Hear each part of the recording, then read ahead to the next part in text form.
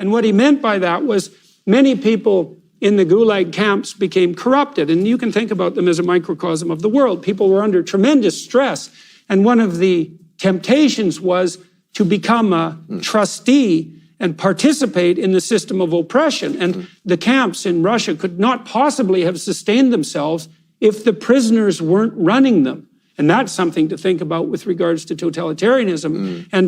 And Solzhenitsyn did note, and it was transformative to him, that there were people of genuine religious faith who were immobile in their commitment to ethical action, even in the confines of the camp, even when faced with something like recant or die. And maybe not just you die, maybe your family die, or maybe you die in misery. And one of the things that transformed Solzhenitsyn, and then the world, because his book transformed the world in large part, was his observation that this genuine striving to something like clarity of speech and a higher unity could withstand even the catastrophes of the Gulag camps.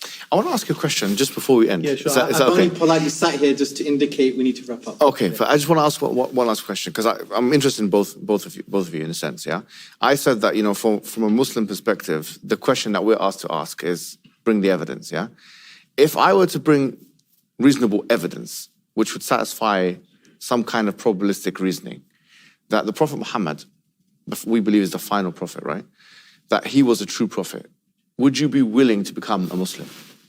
I wouldn't dispute a priori the idea that Muhammad was a true prophet. Okay. But I don't understand what that means. So obviously, so this is the way I'm going to look at this psychologically again. You know, it's people are granted revelations, and it's obviously the case, let's speak empirically, that the revelation of Muhammad united a fractious society. And so it was a uniting revelation.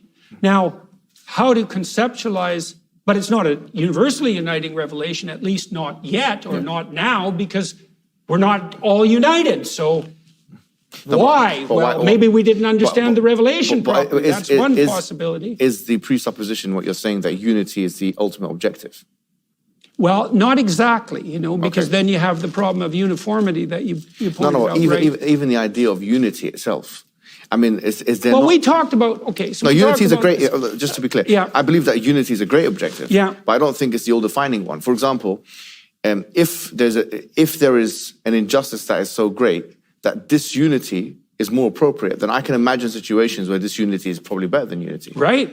I'm sure you can as well. For example, like in the Soviet Union. That would be a false unity in some sense, exactly. Right? So that's what we're talking about. That's why you wanted to address the elephant under the carpet right away. Exactly. We can't have a false peace. Exactly. And we can't incorporate things we can't yet incorporate. Yes. The reason why I'm bringing this to your attention is because I feel like it's my duty as a Muslim, especially in the mosque, right, to tell you that as Muslims, we believe that the previous dispensations, as they were like Christianity and Judaism, they are part of our faith in a sense. Not in the sense of believing the doctrines and all of that kind of thing. Like, we obviously don't believe in original sin or the resurrection, the crucifixion, all this kind of thing. We don't believe in any of that. Or the Trinity, of course.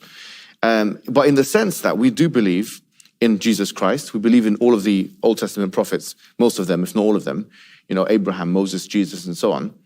And we believe that each prophet was sent with two things: the message, which is to believe and worship in one God, and some kind of evidence to indicate their truthfulness. So with, for example, Moses and Jesus, we know what their miracles are, splitting the sea, and we believe that actually happened historically, right?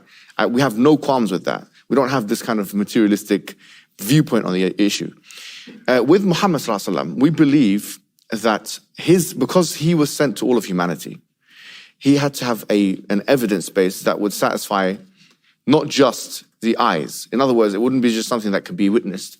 It would be something that can be interrogated and scrutinized for all times and places.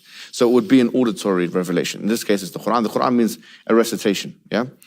So the central message of the Quran is tawheed, or the idea of worshiping one God and believing in one God, as we've mentioned. But there is an attempt in the Quran to challenge, like, for example, there's something called the falsification test, or the inimitability test.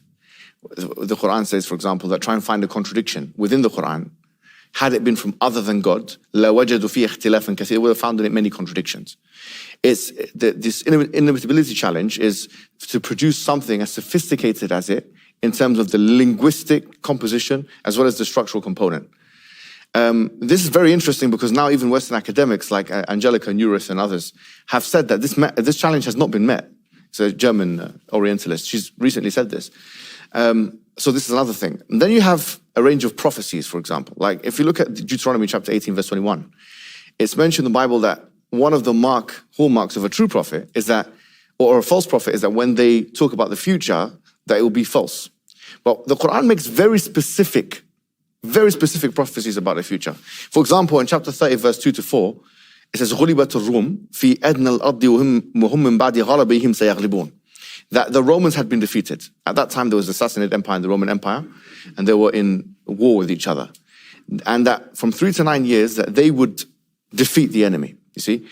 It gave very specific timelines. It gave very specific, and this was a very risky type of prediction. Because if you got it wrong, then it would endanger and undermine the entire prophethood of the Prophet Muhammad. But it did happen. And in fact, you'll find historical things which are not even in the Quran. That Rome was defeated? That the Romans had been defeated by the Persians in a battle. Yeah? Okay. And so it's mentioned, for example, the Chronicles of Theophanes, which is a primary source material outside of the Quran and Sunnah. You can find it now, it's even translated into English. He clearly mentions that 8 years after this particular prediction took place, it did happen like that. So we have a range of predictions, even that relate to the current day. The Prophet said that the barefooted Arab, they will be competing for the highest building. That sexually transmitted diseases would be proliferated as a result of people having intercourse outside of marriage, and that this would be something that would be diseases that had never been there in the past. The interest-based economy that we live in is mentioned by the Prophet Muhammad. I said in the future, interest will be everywhere. Whoever does not consume it, he will not be able to evade its dust. So this is another thing. So for example, you've got a range of prophecies where Islam will spread country by country.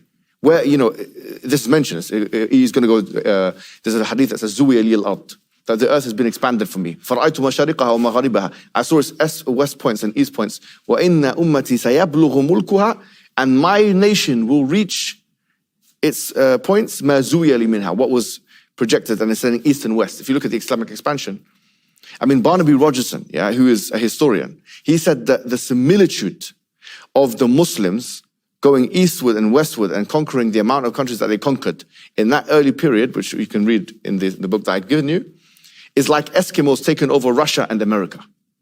That's what he said, Barnaby Rogerson. On the point of prophecies, even people like Edward Gibbons, they agree that the prophecies of the Quran had been met. So I have to ask. Yeah. So I don't understand the question exactly. He wants to know if you will convert to Islam. No, I'm saying that. No, that wasn't. That's the question. Well, look, I would say to some degree, it's not up to me. No, but my question was, just to remind you, the question was, if I gave you evidence that would satisfy a certain level of probabilistic. No. So you wouldn't?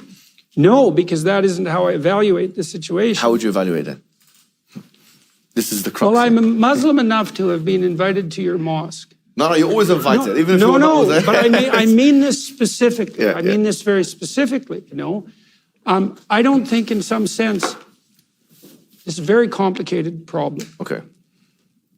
When people meet me on the street, they'll say things like, I met a couple of Orthodox Jews in New York, and they said to me on the street that they call me rabbi, which was it's a hell of a thing to hear, And then I have Muslim people who are listening to my biblical lectures, and more than that, by the way. Yeah. Yes, and more than that. And they say, well, Peterson doesn't know it yet, but he's really a Muslim, and that's very that's an honor, Just like it was an honor to be approached by these Orthodox Jews, and that hasn't only happened once. And I've had lots of correspondence with people, and the same thing has happened with the Orthodox Christians, and to some degree the Catholics, and lesser so the Protestants. But And so I don't know exactly what to make of that. We talked about this a little bit. Yeah. And let's talk about proof. Well, for me, the proof of faith is the attractiveness of its adherents. And that's something to think about, right? Well, are you a shining example of the Muslim faith?